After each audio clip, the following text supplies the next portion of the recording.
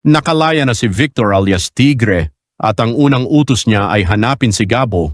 At hanapin niyo yung lalaking nakakwentro ng grupo dahil siya yung may kasalanan kung bakit ako nandito ngayon. Narito ang buong kwento.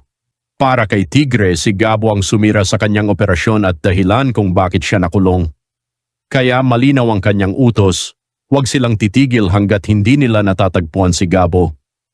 Hindi matatapos ang lahat hanggat hindi siya nakakaganti. Samantala, lalo namang lumalala ang sitwasyon sa panig ni Gabo.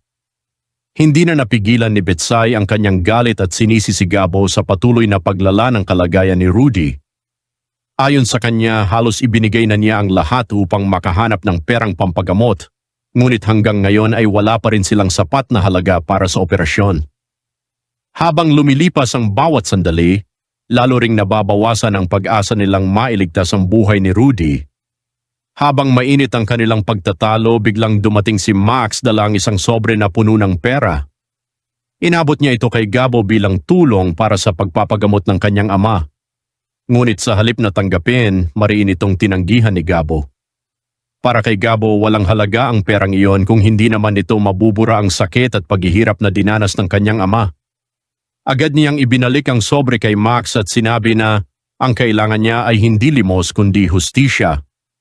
Nangako siyang pananagutin ang lahat ng may kasalanan at sisiguraduhing haharap ang mga ito sa batas.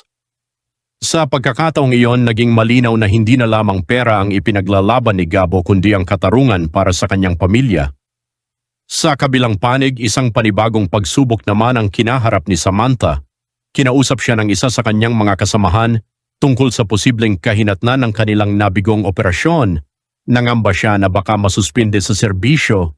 Ipinaliwanag sa kanya na nasa board na ang desisyon at kailangan niyang tanggapin ang anumang magiging hatol. Tahimik na napaisip si Samantha, hindi niya inakalang ang operasyong isinagawa niya ng buong katapatan ay maaaring maging dahilan upang malagay sa alanganin ang kanyang karera bilang isang ahente. Hindi nagtagal, kinausap din siya ni Karen tungkol sa nangyari sa kanilang misyon.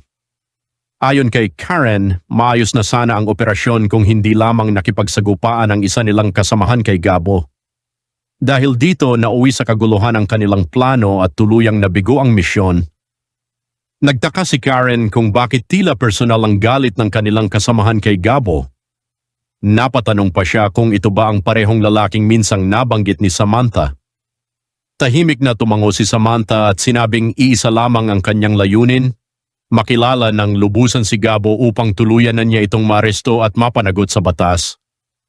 Habang unti-unting isinasakatuparan ni Victor alias Tigre ang kanyang paghihiganti, lalo namang lumalala ang laban ni Gabo para mailigtas ang kanyang ama.